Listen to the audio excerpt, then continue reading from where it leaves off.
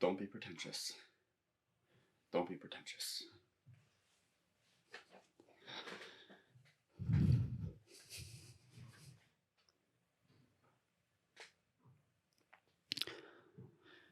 Caution.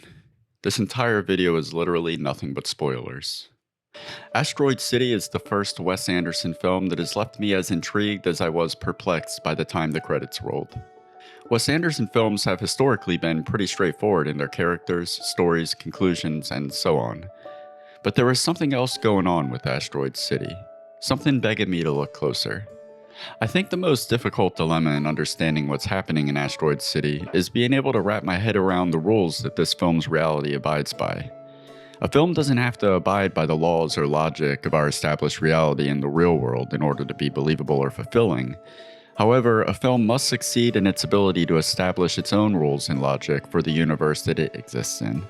And for a trust to be established between a storyteller and the story watcher, the rules and logic that are set up and agreed upon must be adhered to. So, a movie doesn't have to make sense within the framework of reality, but it is responsible for constructing its own framework and staying true to that. Otherwise, you're just rambling incoherently, hoping to accidentally land moments that connect in ways that end up not feeling earned. Wes Anderson films are famous for seeming to exist in their own Wes Anderson-esque universe that kind of resembles our own, but just a bit off. The way his characters speak and react, the intricate and often unbelievably symmetrical set designs. For years, Wes Anderson has established, fine-tuned, and evolved this whimsical universe that we, as fans, have come to expect in his work. And we accept it because the logic of reality in Wes Anderson films, as offbeat as it often is consistent. But something different is going on with Asteroid City. The fourth wall is broken like never before. Is there even a fourth wall in this universe? How do we go from a black and white TV broadcast on a stage where actors are reenacting the pre-production and production of a show that we're watching play out in vibrant color seemingly at the same time, with the actors sometimes crossing from the colorized performance to the black and white stage simply by walking through a stage door? The film is presented as if we're watching actors playing characters, but it gets murky when we see the same actors playing themselves in reenactments of the audition and the behind the scenes of the production that they're acting in. Like, when the actor, for instance Jason Schwartzman, portrays an actor who is playing Augie Steenback, who will watch in character through a scene, and then he walks from the production of that scene to the behind the scenes from color to black and white, reenacting moments as the actor who portrays Augie Steenback, trying to understand the motivations of that character. So what are the rules? What is the logic of the reality that Asteroid City takes place in? Is it consistent? Is it fulfilling? I've watched a handful of explainer videos on this one from creators who generally hit the nail on the head, but I was very unsatisfied with every theory or explanation available out there. They were either oversimplifying it, leaving out important hints or details that are obviously trying to tell us something in the film, or just waxing philosophical to a degree that it just becomes incoherent nonsense. And my God, Wes Anderson fans can be pretentious. I know. I'm one of them. Trust me. So I decided to go back through the film with a fine-toothed comb and figure this out for myself. I feel well equipped to do this because, as a writer and director myself, I've always felt a creative kinship to Wes Anderson. He has always been an inspiration to my work, and I feel like I could speak his storytelling language. My decision to figure out exactly what is going on with Asteroid City was further fueled when I found an interview with Wes Anderson where he talks about one of the most peculiar moments, the "you can't wake up if you don't fall asleep" scene, essentially dangling a carrot for curious movie watchers. When asked what the scene meant, he explains the surface-level reasoning about acting class exercises, but alludes to it meaning something more beneath the layers, and teases us by saying that he'll share the meaning at some point in the future, that it'll be more interesting at a later date, and that when he does tell us, then we'll see it, and it'll be interesting, but it's better to let it simmer for now. So, challenge accepted, Mr. Anderson. I'm about to break the matrix that is Asteroid City. The film opens up with a logo for XYZ TV. We are watching an old television program. The host, played by Bryan Cranston, tells us that the program we are watching will take us backstage to witness the start-to-finish creation of a stage play. This is important. We are told that Asteroid City does not exist. This refers to the place and the sequence of events as well as the characters involved. The host says that it's an imaginary drama created expressly for the broadcast we are watching.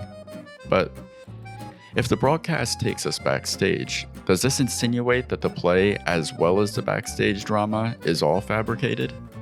Or is the broadcast only the portions in black and white? Are the colorized portions of the film taking us into a different medium for the story to be told? The host tells us the purpose of this broadcast is to show us, the audience, the inner workings of a modern theatrical production. The broadcast presentation continues with Conrad Earp, played by Edward Norton, the playwright behind Asteroid City, typing, presumably Asteroid City, center stage. However, as the host suggests, watching a man type is not amusing, so we skip ahead through the writing stage of the play and we see the first read-through rehearsal. Conrad Earp takes center stage and explains the opening scene that we will soon see played out in color. He then introduces the cast by their character names and lets us know that the story takes place in September of 1955. Act 1 takes place on a Friday morning at 7 a.m. Act 2 takes place on the next Saturday. And Act 3 takes place 1 week later. We are now in beautiful color as opening credits to the film scroll over an impressive miniature train title sequence. The opening scene begins as Conrad described, and we get some interesting establishing details about Asteroid City. It looks like it's straight out of Looney Tunes, Roadrunner, and Coyote. It even has a Roadrunner. By the way, I wondered where the Coyote was during my first watch. But later on, when the kids are praying, one of them tells God about the Coyote they saw flattened by a 14-wheeler while they were on the way. So there that is. There's vibrant orange landscapes with mountainous rock formations in the distance, set against a perfect blue sky with assorted greenery intricately placed. It has a population of 87. There's a cafe, no name, it's just called Cafe, a single phone booth, a motor court with perfectly lined up cottages with a sign out front welcoming the junior stargazers. There's an unfinished road ramp that goes nowhere with a sign letting us know that the ramp is closed indefinitely due to a route calculation error. There's a gas and service station, a wall of totaled cars, a billboard signifying a point of interest for the Arid Plains meteorite, a regional monument. The sign lets us know that the meteorite made impact on this site 5,000 years ago. There's a long fenced path leading to the crater site with an observatory surrounded by satellites. The fence holds a sign reading Crater and lets us know that the hours of operation are 9 a.m. to 7 p.m., except for Sundays, which are 9 a.m. to 3 p.m. We enter Act 1, Scenes 1 through 3. Augie Steenback, a war photographer, and his 4 children, Woodrow, Andromeda, Cassiopeia, and Pandora, arrive in Asteroid City with their car being towed by a tow truck. They park at the service station and then enter the cafe. We learn that Woodrow is incredibly smart.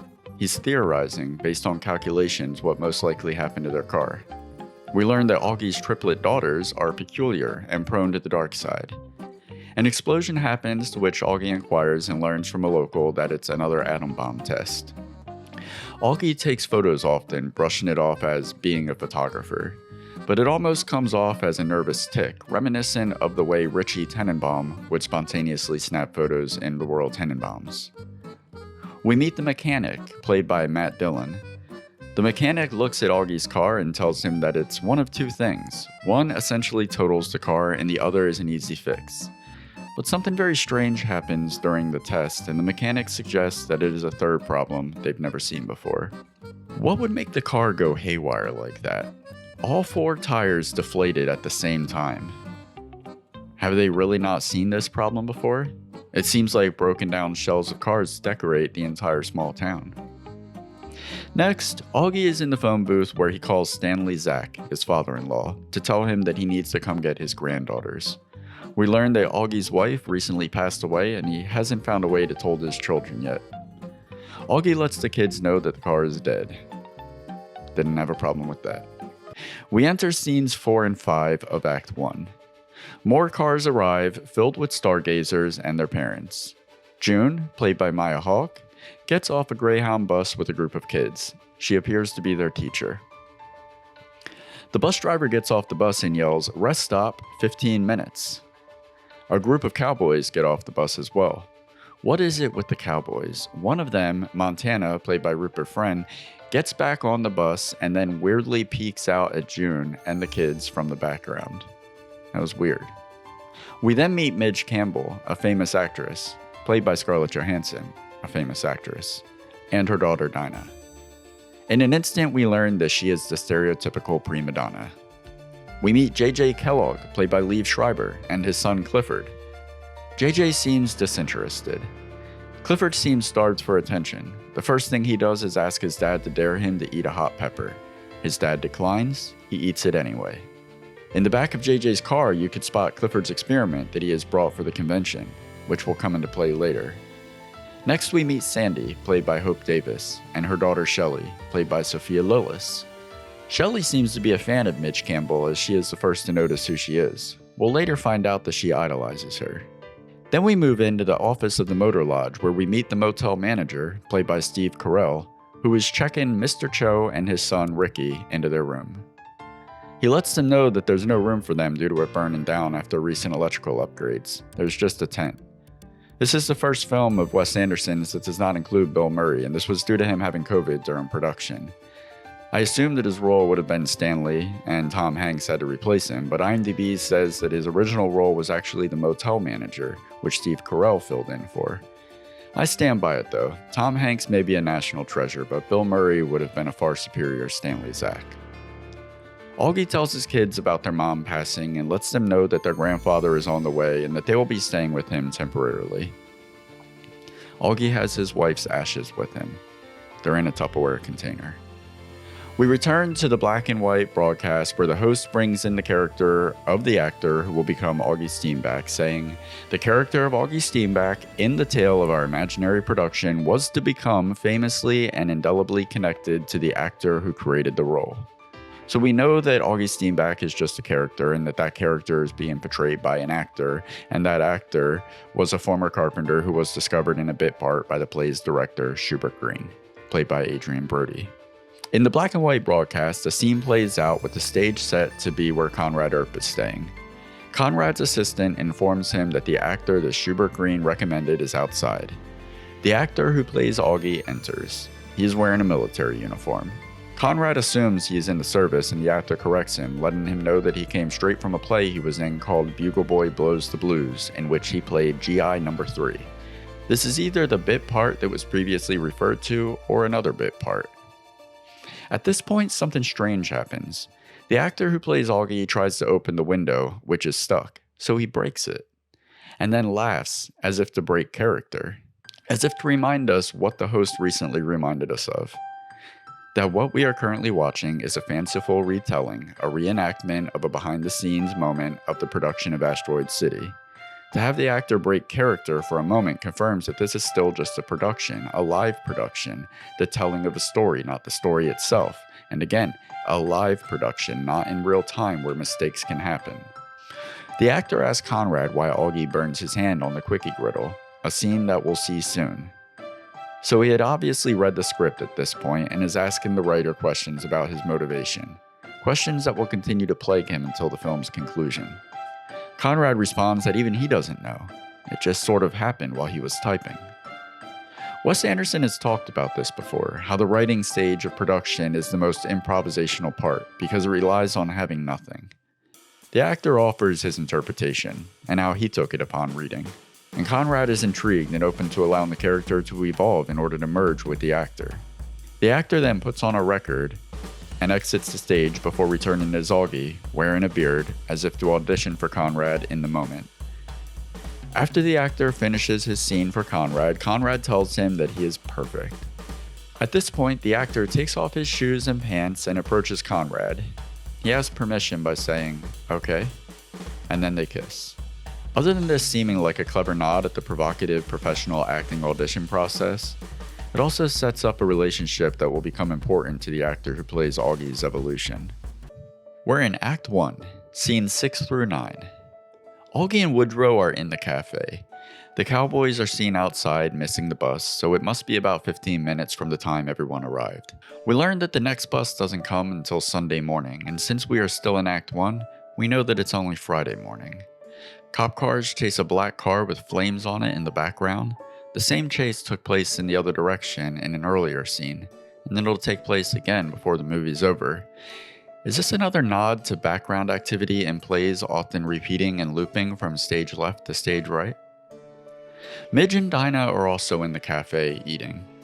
Augie takes a photo of her as she takes a bite of her food. This is the first time that we see the mysterious man in a hat and dark glasses lurking in the background. In this scene, Woodrow and Dinah take a quiet interest in each other, and they are introduced. Next, we see everyone gathered in the crater for the commemoration of Asteroid City. The main speaker is General Gibson, played by Jeffrey Wright. With the stargazers behind him, notice where the framing lands on the close-up of General Gibson, placing him in the center of the two characters who would be his main adversaries throughout the story, the Larkins executive and Ricky. We learn that the exact day is September 23, 1955. General Gibson explains the importance of this day that 4,000 years ago the Arid Plains meteorite made Earth impact.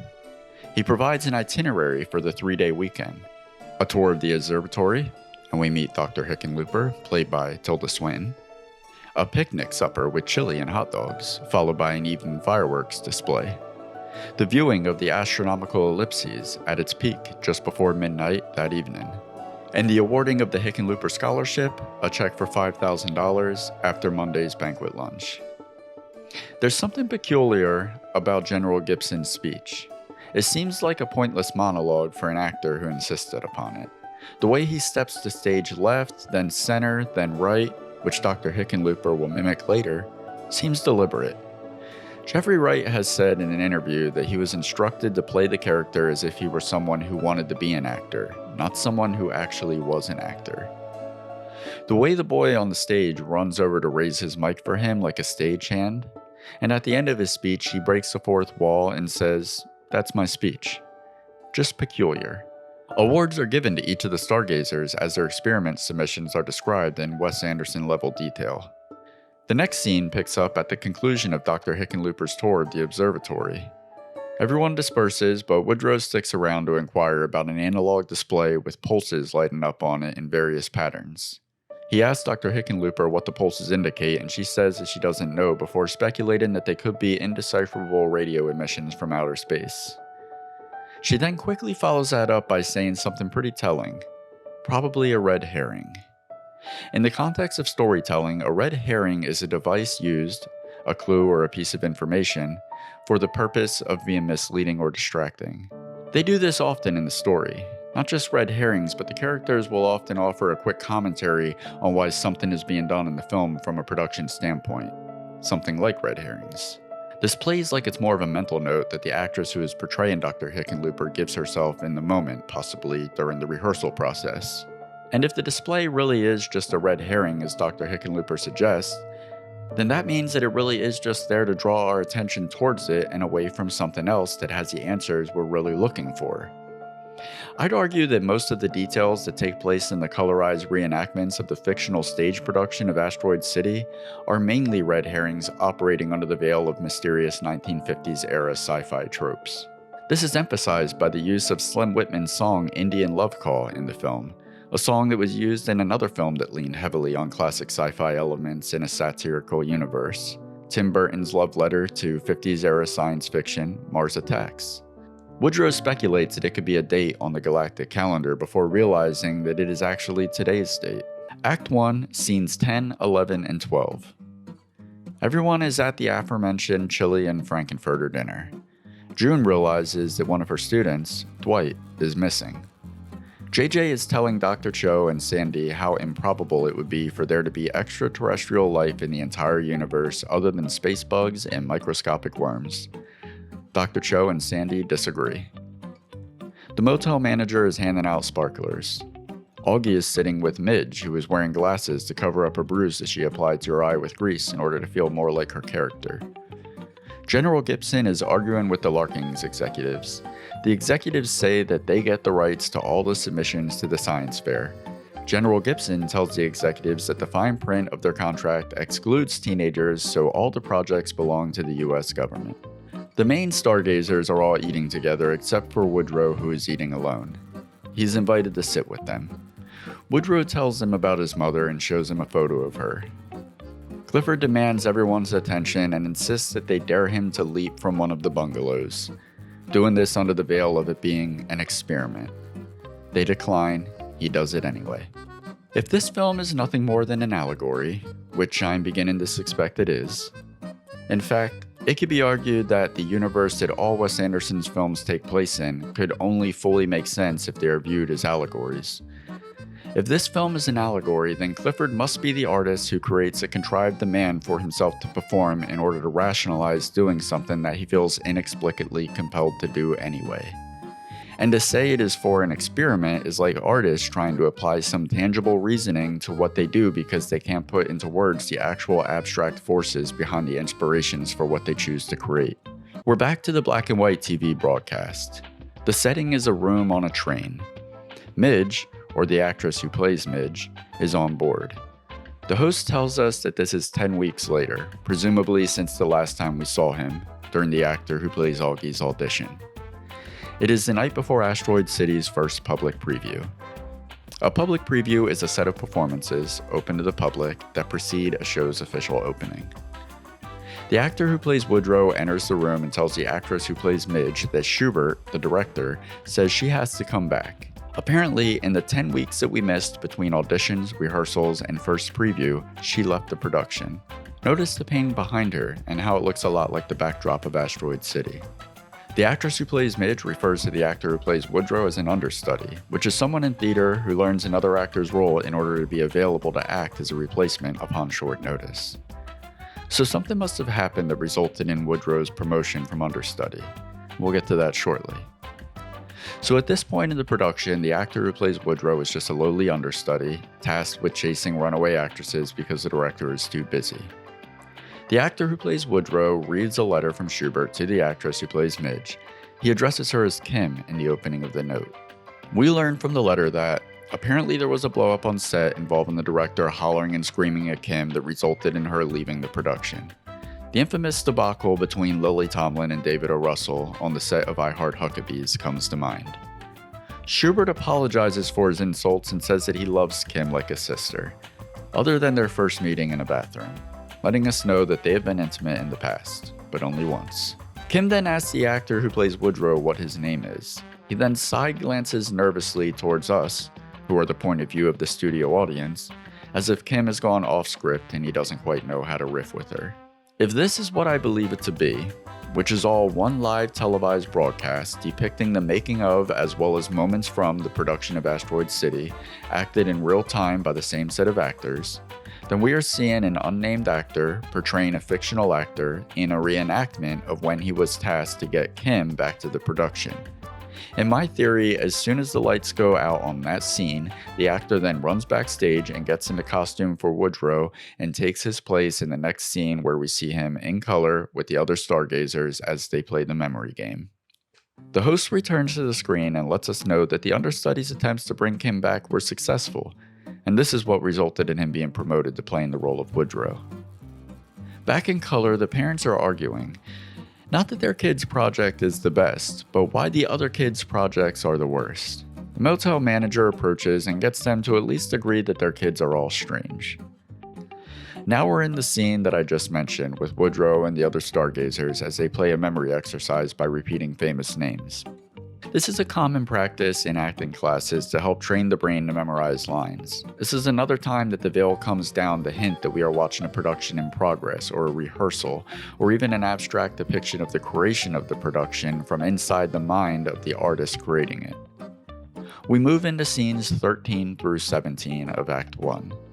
June finally finds her student Dwight on the outskirts of town sitting with the cowboys smoking a cigarette. Is this the part of the allegory that makes a nod at the toxicity of Hollywood on young actors? Infamous stories like Drew Barrymore, River Phoenix, Judy Garland, Corey Haim, Corey Feldman, and so on? The framing of this moment is interesting also because Wes Anderson breaks his normal obsession with symmetry between shots, with the shot of the cowboy being straight on, while the shot of June is looking up at her, almost visually confirming her superior position to the cowboy, who is representing the corruption of youth in Hollywood in this particular scenario. Next, Midge is rehearsing for an upcoming role.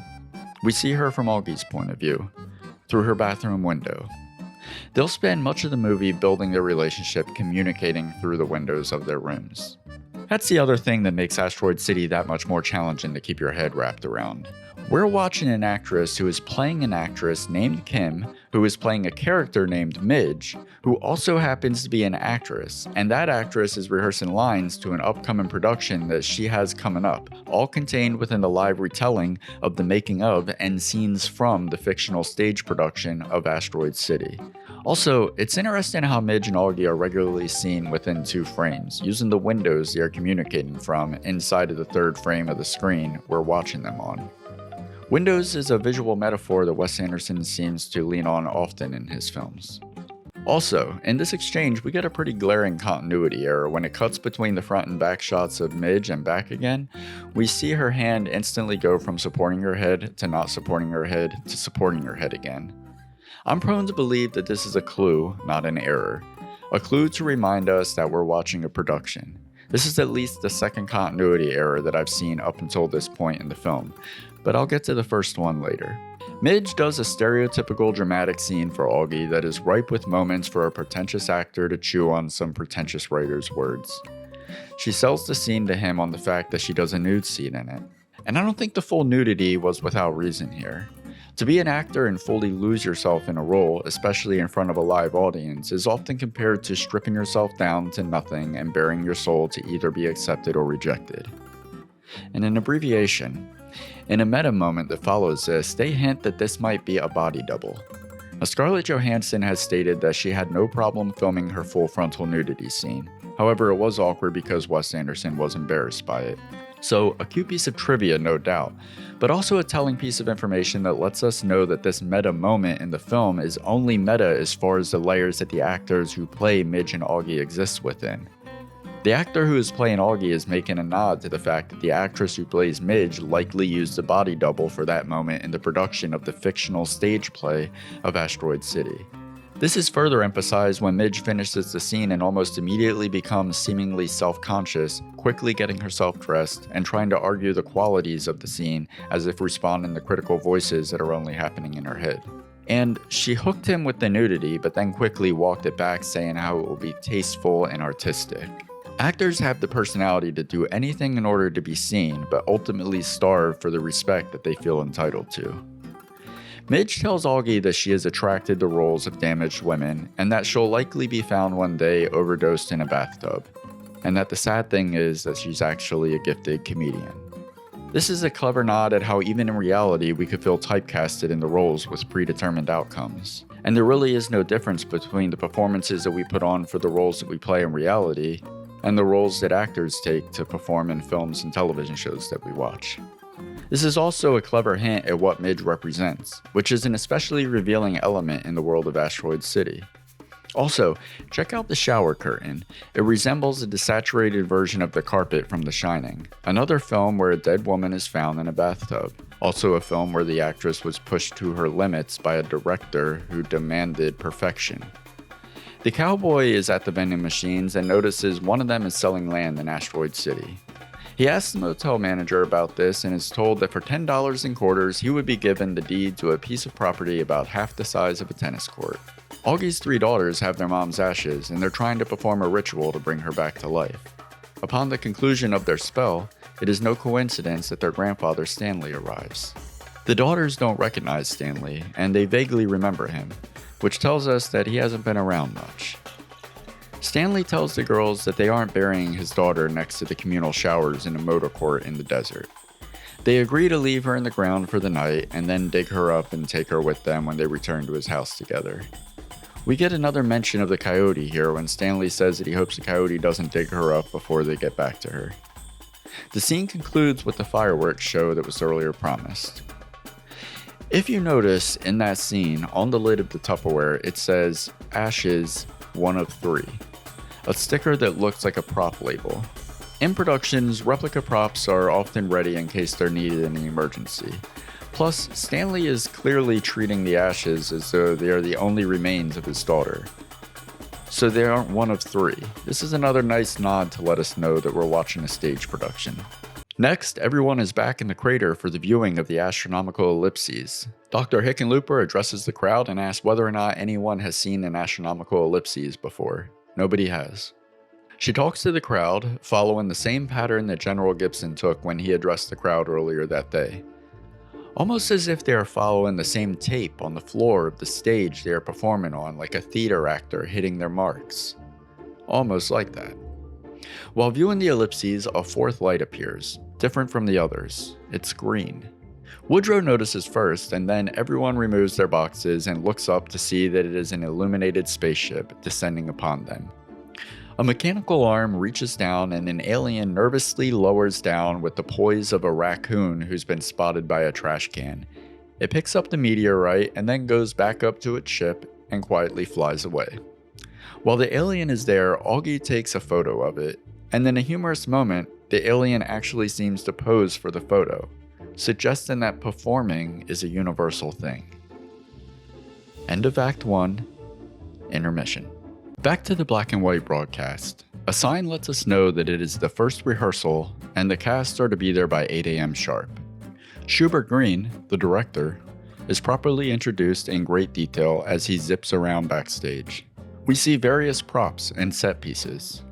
The desert backdrop, service station sign, the motel sign, the exterior stone wall of the motel office, the telephone booth. Schubert appears to be living in the set used for Augie's room in the motor court. We see a woman taking June's measurements for wardrobe.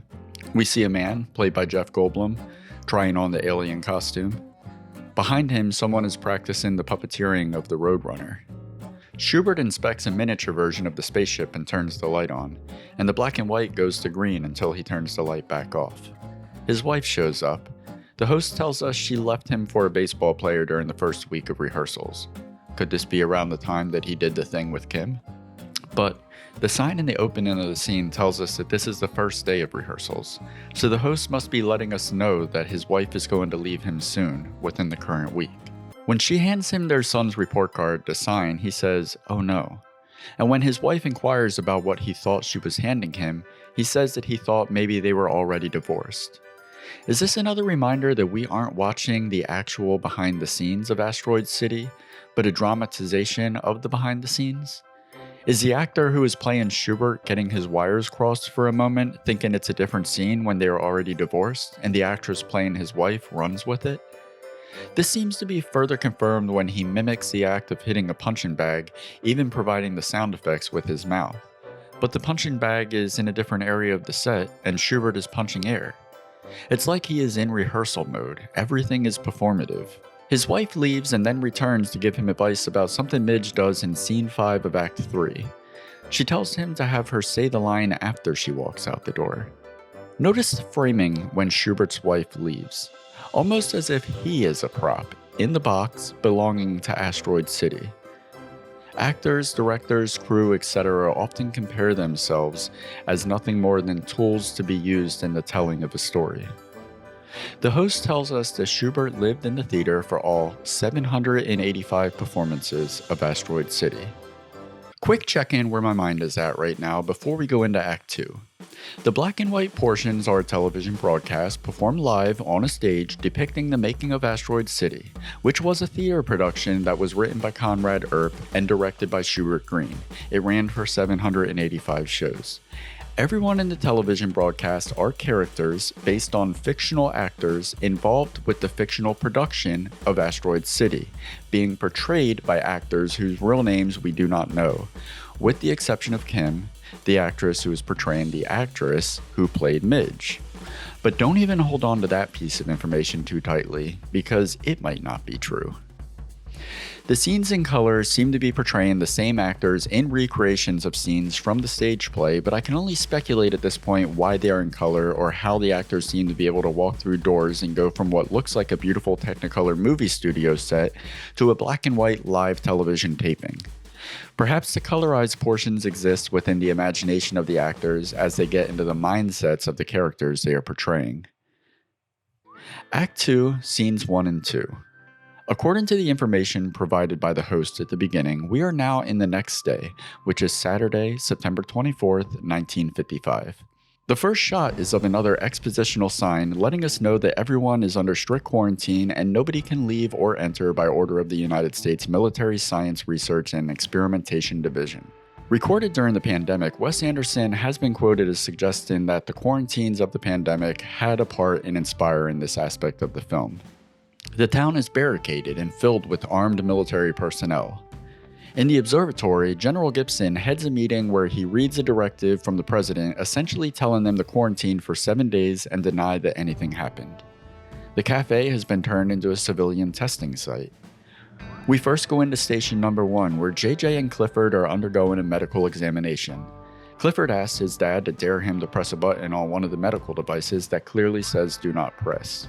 Next, we go into Station 2, where Shelley and Sandy are.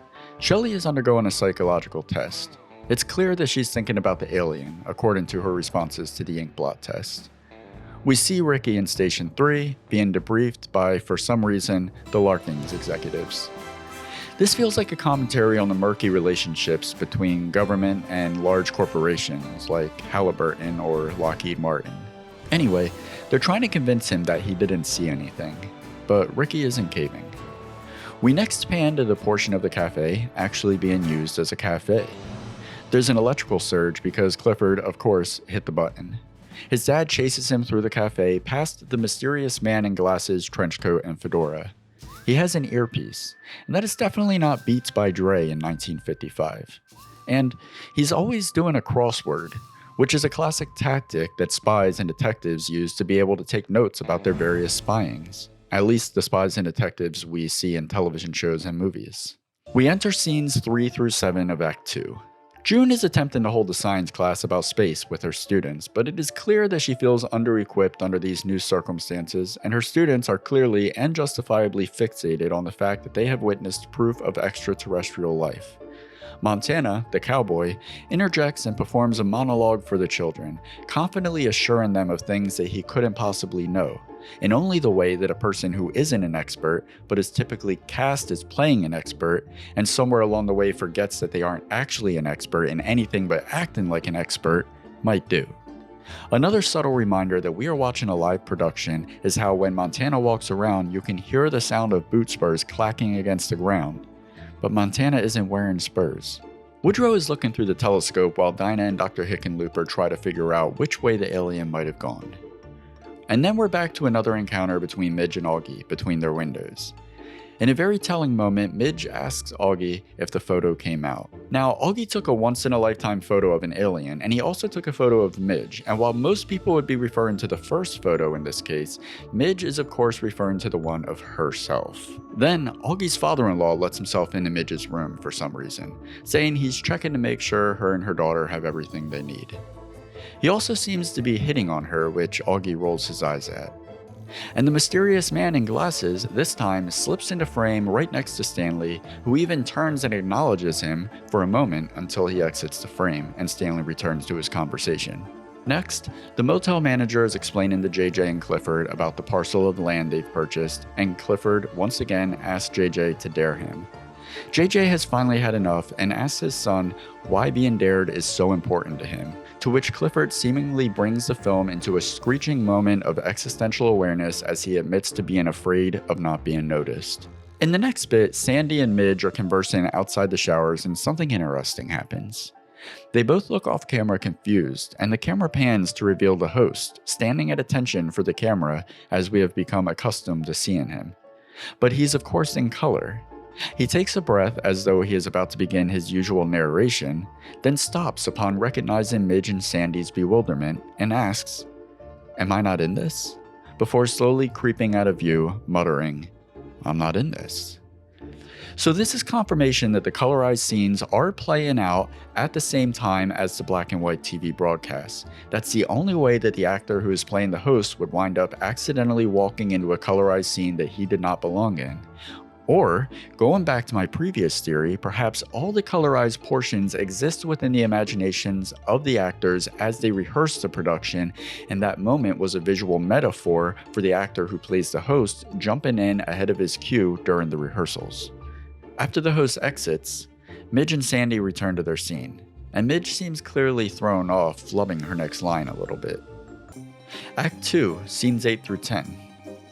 Augie and Stanley are discussing the logistics of Augie and the kids moving in with him. Woodrow is with them and interjects, disturbed that they could be thinking about anything like that when the world will never be the same. The Arid Plains meteorite billboard now has a sign that says, "Closed indefinitely." Stanley and Augie continue to talk, and Augie tells Stanley to stop helping them because they're in grief. Stanley responds, "Me too," before strangely and abruptly strangling the air in front of Augie's neck. Again, making me think even more that this is existing within their imagination as they rehearse. The actor who's portraying Stanley is trying something. He's trying to find something. He's trying to get into the headspace of the repressed aggression that he thinks Stanley's character might feel toward Augie. Next, Clifford tricks a military person to put a dime in the public payphone so the stargazers can hack it and communicate with the outside world, allowing Ricky to get in touch with someone from his school newspaper to tell him what's happening. End of Act 2. Back to the black and white TV broadcast. The host tells us that this is the first instance of the future of Asteroid City being revealed during a special seminar that was scheduled at the request of Conrad Earp. We meet Salzburg Keitel, aka Saltzy, played by Willem Dafoe. He asks Conrad how they can help. Conrad tells him that he'd like to make a scene where all his characters are each gently, privately seduced into the deepest, dreamiest slumber of their lives as a result of their shared experience of a bewildering and bedazzling celestial mystery.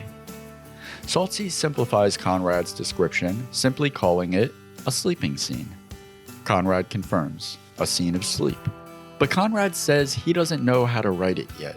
He asks for Saltzy and his students to improvise in hopes that something might reveal itself. The host steps in to let us know that Saltzy is an acting instructor with a class full of undiscovered talent. At this point, it cuts to color as we are introduced to the familiar characters of Asteroid City by the names of the actors who play them. Linus Mao is who we've come to know as Mr. Cho. Lucretia Schaefer is who we've come to know as June. Walter Geronimo is who we've come to know as the mechanic. Asquith Eden is who we've come to know as Montana, the cowboy. Mercedes Ford is who we thought we knew as Kim, but definitely know as playing Midge. And for some reason, unofficially, Jones Hall is who we've come to know as Augie. I guess this was before his commitment or acceptance of the role was finalized. Many other familiar faces from the production can be noticed in the crowd as well. Mr. Cho asks what the play is about, to which Conrad replies, infinity, and he doesn't know what else. Saltzy asks who among them has ever fallen asleep on stage in front of a paying audience. Cue Schubert Green, who enters the room to raise his hand and describe a time that he fell asleep on accident during a performance. Saltzy seems delighted to see him in only the way a teacher would be about a former star student.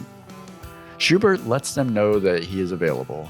Conrad appears to be relieved as if his play was instantly saved. He grabs Schubert's hand to express this. Saltzy instructs his class to fall asleep and dream, which they instantly do as if going into a trance, or maybe just acting as though they are sleeping, considering one overactor in the front immediately leapt into sleepwalking.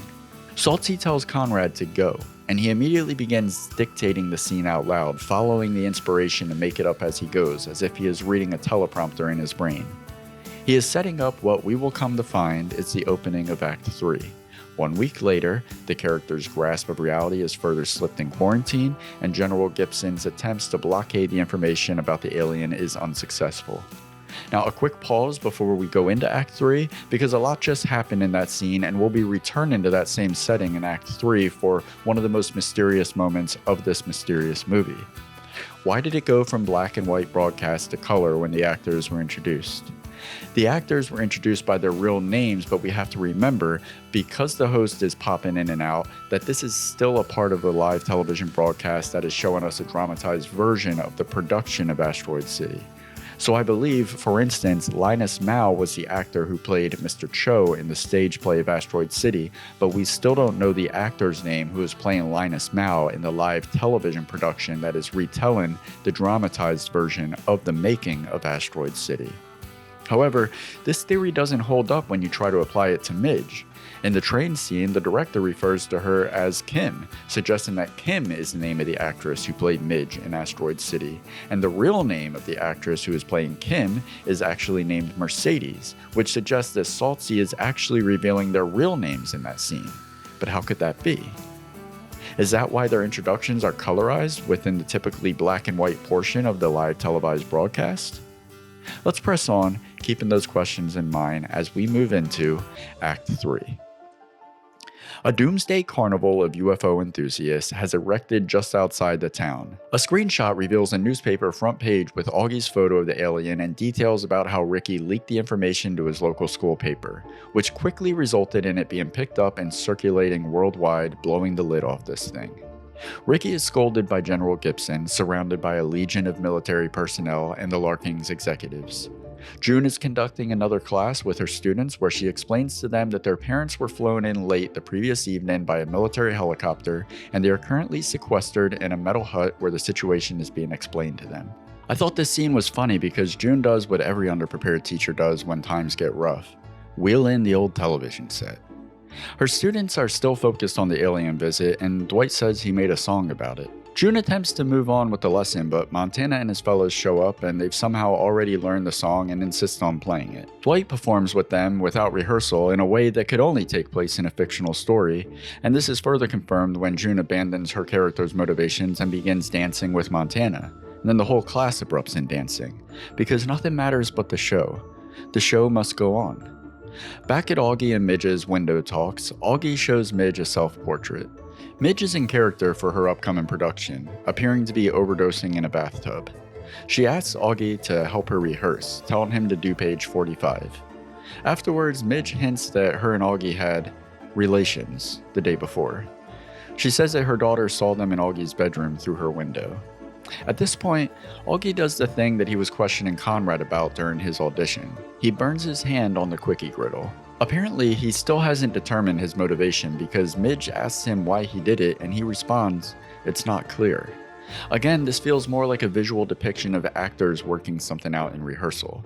Midge asks Augie to show her, and he does. She is surprised, saying that he actually did it, that it actually happened, looking around as if to see if someone in the crew will interject because the actor who plays Augie is going dangerously method. Mercedes is worried about Jones. Next, we see soldiers target practicing with alien targets, and they notice Sandy, JJ, and Stanley doing their own target practice, using JJ's son's laser gun. A soldier tries to confiscate it from JJ, who refuses to give it up. The mysterious man in the hat is once again seen in the background. Dr. Hickenlooper confronts the Stargazers about taking her equipment. They explain that they're trying to contact the alien, and Dr. Hickenlooper asks to be included. Back in the crater, everyone is gathered again for the continuation of the postponed Asteroid Day festivities and the awarding of the Hickenlooper Scholarship conducted by General Gibson. He informs them that they'll be going home the next morning. They are once again interrupted by the arrival of the alien craft, this time already descended upon them by the time they notice it. The alien's hand reaches out from the craft, holding the meteorite, and drops it back into the spot where it was taken from before zipping away again. General Gibson picks it up and notes that it has been inventoried. A shot reveals markings on the meteorite that look remarkably similar to the patterns on the wall in the motel office. Because of this revisitation of the alien, General Gibson returns to the podium to announce that the quarantine, which was just lifted, is now back in effect. And before he can finish his statement, JJ stands up, still yielding his son's laser gun, and shoots the sign that hangs above the stage. One corner of the sign slightly droops, and the crowd immediately bursts into pandemonium. Mr. Cho flies up using his son's rocket propulsion invention. Ricky's being raised in the air trying to hold onto a rope that's attached to him. Montana appears to have lassoed something off screen and is tugging at it. The mechanic quickly grabs his box, and the sprocket looking thing that either looks just like the one that came from Augie's car or the same one that came from Augie's car starts acting up again and springs out of the box to bounce around on the ground. Woodrow puts his astral projection screen into action and uses it to declare his love for Dinah. The camera pans up to reveal an image of a heart with the initials WS for Woodrow Steenback and DC for Dinah Campbell, cast upon the moon. When the camera pans down, Dinah and Woodrow are making out. Augie stands near Midge and is still asking why he burns his hand on the quickie griddle. He says he still doesn't understand the play before walking to a hidden door in the crater wall. He looks back at Midge, who then looks confusingly toward us, the POV of the live studio audience. Augie walks through the door and into the black and white backstage area where the host inquires about where he is going. And there it is. Behind Augie as he opens the door, the colorized set that we've been watching is revealed in its true form for what it is, just a set constructed on a stage with an audience watching. So that's clear now.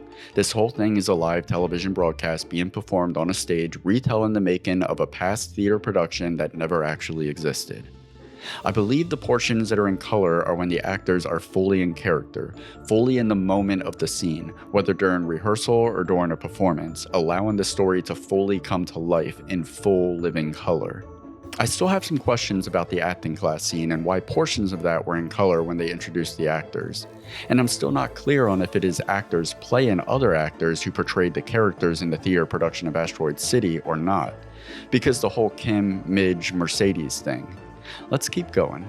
Augie, who I feel like I should refer to as Jones now, as he appears to be out of character, continues backstage to the makeup area where the actor who plays the alien is getting into makeup and talking about his motivation for the character, that he is playing him as a metaphor for something he hasn't yet figured out.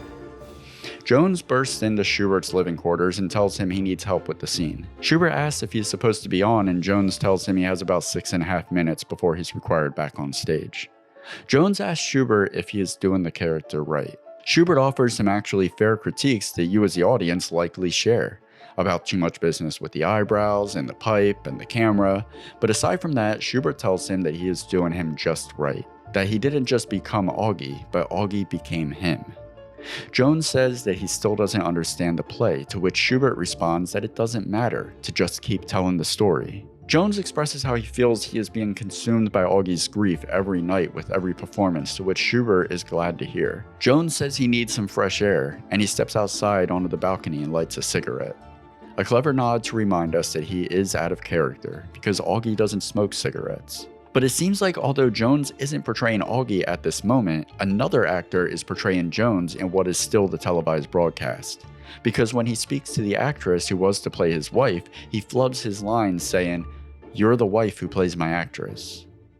The actress, played by Margot Robbie, tells Jones that her scenes were cut after the first rehearsal, and she asks him if he remembers the dialogue from their scene.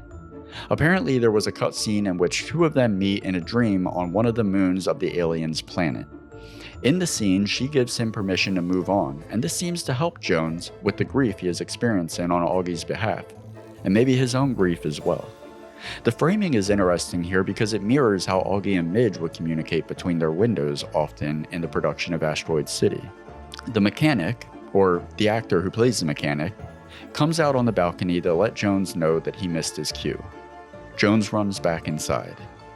The host returns to the screen and lets us know that 6 months into Asteroid City's run, Conrad Earp was in an automobile accident and died at the age of 50.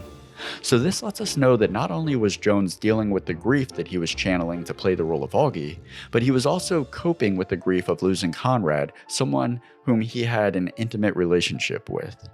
They did the show for over 2 years, and Conrad died 6 months into its run.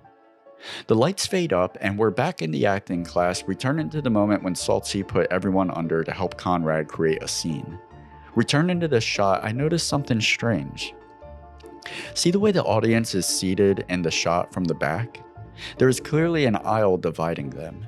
But when we look at them from the front angle, there is no aisle in the middle. The same thing happens in the commemoration ceremony in the crater when the cast sit in the audience as General Gibson and later that night Dr. Hickenlooper speaks. Each of the actors begin waking up exclaiming, "You can't wake up if you don't fall asleep." Dutch angle shots jump back and forth jarringly from color to black and white. And in between each person saying the phrase, you hear murmurs around them of people questioning them. After a moment, everyone is chanting the phrase together, and then the alien walks out, staring directly into our eyes through the POV of the camera, walking between the actors in the center aisle that arguably isn't actually even there.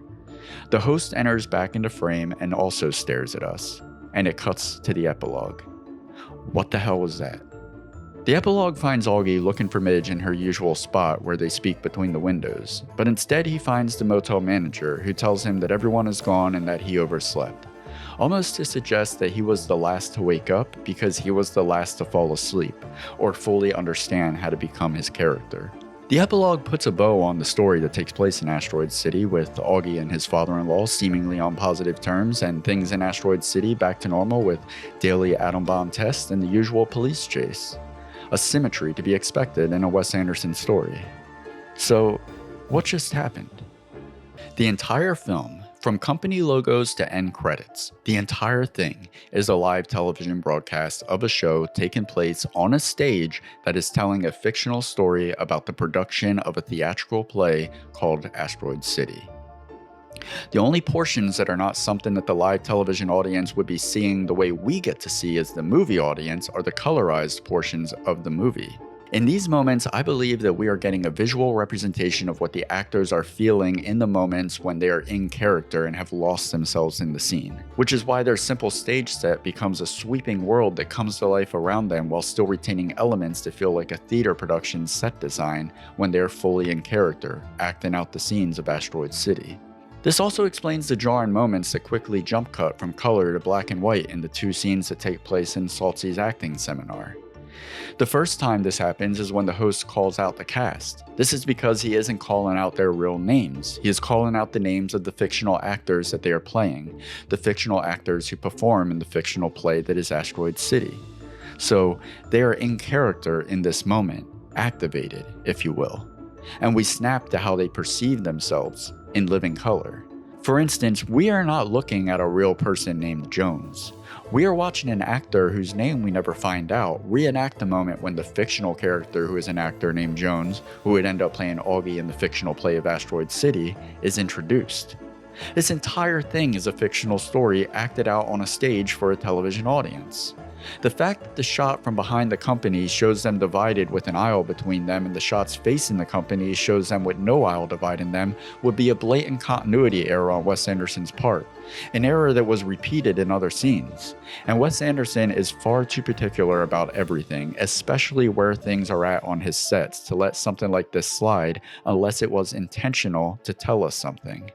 And that something is confirmation that yes, even in this moment, we are watching actors portray aspirant actors who would be cast in the fictional production of Asteroid City. We know that they are actors and that this is still a part of the live television broadcast because the set is arranged to accommodate a live studio audience. It isn't a continuity error. And I guess this isn't some grand revelation. After all, the host tells us this much in the beginning. But the trickery of Asteroid City is how it gives us the impression at times that we are going behind the curtain to finally meet the people who are playing the characters, only to find we still haven't reached the true individual at the bottomest layer of these facades. And that feels kind of anticlimactic because we took a very long way around to find out that this is just a film like any other film and that we never meet the real actors behind the characters. We never leave the show. But Asteroid City uses this device cleverly to expose how there is no real version of anyone. There will always be another layer to peel back, or a mask to take off. Even in real life, off the stage, away from the cameras, we are performing, improvising with each other in real time. But as the film points out, in a way, every character we portray is the real us because we allow ourselves to become those characters. And when we fully lose ourselves in whatever role we are in, the world comes to life in spectacular color around us. Which brings me to the "you can't wake up if you don't fall asleep" sequence. On the surface, it is an artistic depiction of the moment that the actors in the television production, who again are being played by actors whose names and personalities were never introduced to, utilize a typical acting class exercise to begin to embody the characters they would portray in Asteroid City. And the artistic choice to show this in color is used to let us know that we are going into another layer of the story where these people fully exist only as the characters they are portraying. It would jarringly cut back and forth to black and white to remind us that nothing is really in color. All of this is playing out on this stage. But why those words, "you can't wake up if you don't fall asleep"? I think this speaks more on the characters we play and the layers we create in real life, even in our dreams, which are really just movies that our brains make to tell us something or help us sort through something, usually cryptic and difficult to decipher. Also, from purely an acting standpoint, it aligns with a method that many actors utilize in allowing themselves to fade away so they can become the character fully, which is what literally happens in the scene. An actor is portraying Jones, an aspiring actor, who performs a training exercise where he allows Jones to go to sleep so he can wake up as Augie, thus in color, fully realized in that moment. This is also why Saltzy, Conrad, and Schubert remain in black and white. They never embody characters that take them to that next layer. They are conducting the show from the outside or behind the scenes as the crew. But what about the actress who plays Midge being introduced as Mercedes in Saltzy's class, but referred to as Kim in Schubert's letter? Well, I think Kim is most likely just a nickname that Schubert calls Mercedes, a clever detail, or red herring, to throw us off the trail. In what is considered to be Alfred Hitchcock's masterpiece, Vertigo, there is a character named Madeline, who you could easily draw comparisons to Midge. After all, Madeline is nothing more than a facade that a character named Judy becomes in the film, and the real-life actress who played that role is named Kim Novak. Also, Madeline, or Judy, is suicidal, not unlike the upcoming role that Midge is preparing for. And Scotty, the love interest that Judy tries to turn into Madeline for in Vertigo, the other woman in his life, was a character named Marjorie Wood, and she went by Midge. And listen to this interview with Kim Novak, talking about getting into this role, and how she talks about Hitchcock. I remember when I played it, I felt absolutely stripped naked, I felt so vulnerable. He knew exactly what he wanted. The facade was everything to him. If the hair was off in any way, he was calling the hairdresser over constantly. Fix that. In the back, the bun is twisted wrong. And he would notice that. He was obsessed with it, I would say. Obsessed with the look. Does that sound like anyone else? I think Asteroid City not only reveals the nature of how we function and associate in the reality that we construct, set on a backdrop littered with meta self-awareness that also lets it serve as a very functional satire on acting and putting on a show in general, but the genius of it is that it also serves as a tool to retroactively give new meaning to everything that Wes Anderson has ever done. His films have always seemed to exist within their own universe that resembles what we know as reality, but things are just a little too neat and arranged. The people communicate in a particular way unique to his films, and there's just a general symmetry in everything that you don't see so blatantly apparent in reality. I believe that Asteroid City is the proper introduction to the universe that all of Wes Anderson's films take place in, setting up the rules for how things function in this universe. And oddly, it is not so different from the real world. We don't know the grand scheme of things. We can only speculate how we got here, or why we're here, or what will happen after we're not here. We often don't understand what's going on, but we do our best to get by from scene to scene, or day to day, or moment to moment. Putting on our best performance, doing our best to stay true to the character we are embodying. The big picture existing is just a backdrop for us to live within, not there for us to fixate on. What we should be focused on is the relationships we build and the moments we make, because just like in Asteroid City, nothing really changes but the people. I know this was probably too long. My wife told me it was definitely too long, and that's not even a "that's what she said" joke. That's real. So if you made it to this point, thanks so much for watching, and I hope you felt like it was worth it. If you think it was worth it, put in the comments that my wife was wrong. Oh, and one more thing. Who was the mysterious man in the glasses, fedora, and coat? He's definitely played like a mysterious man, right? And has an air about him that begs you to inspect closer. And upon closer inspection, you'll notice in one of the opening scenes when all the families are arriving, the man is actually briefly seen getting out of the car with Midge and then standing next to her just off camera. He is apparently an assistant or handler. This is why he peeked into the room when Stanley let himself in. This is why he was sitting in the cafe when Augie took her photo. See? Nothing exciting. The big picture is a sea of red herrings trying to take your mind off of what really matters. Thanks for watching. That's all, folks.